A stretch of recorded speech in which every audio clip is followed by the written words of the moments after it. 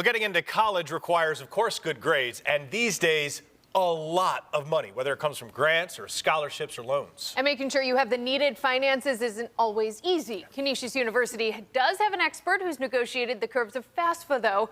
He's Kevin Smith here, the school's Assistant Vice President of Financial Services. Kevin, thank you so much for being here. This is going to be very important information for parents out there and, of course, students. Let's start out with, people are just really over their heads with all of this paperwork. Where do people begin?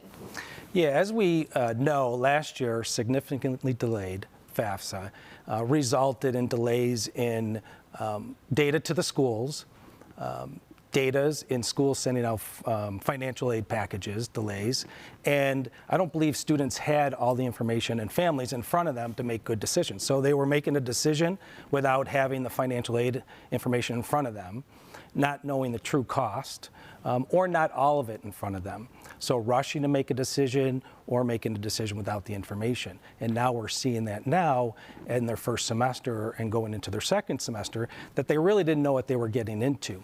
So much better this year so far. As we know, they beta tested the FAFSA starting in October. And it was going so well. It was with select groups. It was going so well that 2 weeks ago they opened it up to everybody. Okay. So the FAFSA opened up 2 weeks ago ahead of the December 1st schedule.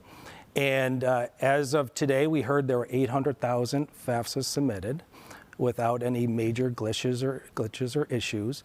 And schools are even receiving the data already. So we can start to look at the data to see if there are any issues ahead of time. And we can start formulating financial aid packages to get out to students in a timely manner so they can have all the information to make a good decision about where they might want to go. So really good news in that the situation as a whole has improved dramatically over it was this year. At least we don't have any wood up here. If we did, I suppose I'd be knocking on it to make sure that it continues to go forward. Yeah, laminate may be close. So here's the question now. Parents maybe have seen the news stories from last year and thinking that they might get overwhelmed again this year as they start to research. Right now, there are a lot of students that are going through, some of them are doing their visits, they're filling out applications, they're doing their auditions, they're doing lots of things for college.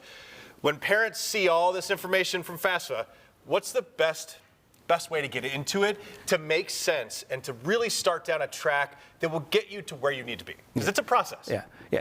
Don't be afraid of it. I think in the past, people would say FAFSA, and like, I don't want to do that. And you would really need the parents to initiate it. Now they've kind of made it where the student initiates it. So, and that causes some issues with some families, but most of the time the student initiates it. Both the student and the parent, or now they call them contributors, need to have an account set up. But the student initiates it, they get in. It's supposed to be, it's simpler. It's quicker than in the past. It really has the logic that will take you through every question you need to answer. So you don't have to worry about, did I miss that question? Did I not answer it?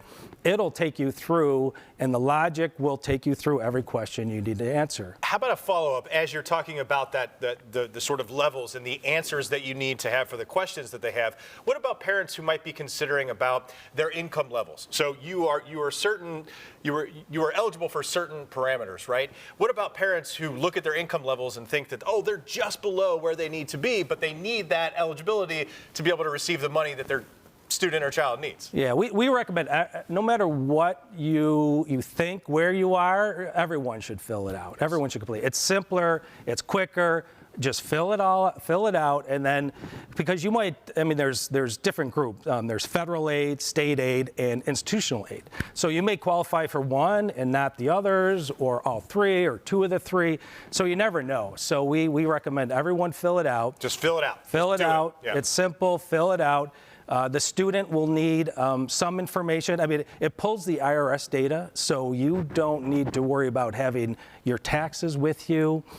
So if you approve and you say, yes, that's okay, and you click that, it'll bring all the information from the IRS from 2023 tax filings for the 25-26 year. So you don't have to do anything that you normally would have. In years past, you would have. Now you don't have to. You don't have to do that. Wow. Those are some of the do's. Let's talk about the don'ts. Yeah. What should we not be doing? What could delay getting some of that money? Mistakes in the FAFSA. So if you enter something incorrectly or something doesn't match between what the student entered and what the parent or contributor entered, things don't match, then there will be delays. So you don't want any delays. So we recommend that the students read each question carefully.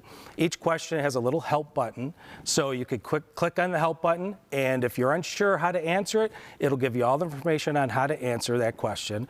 So make sure you do that. Double check like numbers, driver's license numbers, social security numbers, to make sure you entered it in correctly and for accuracy.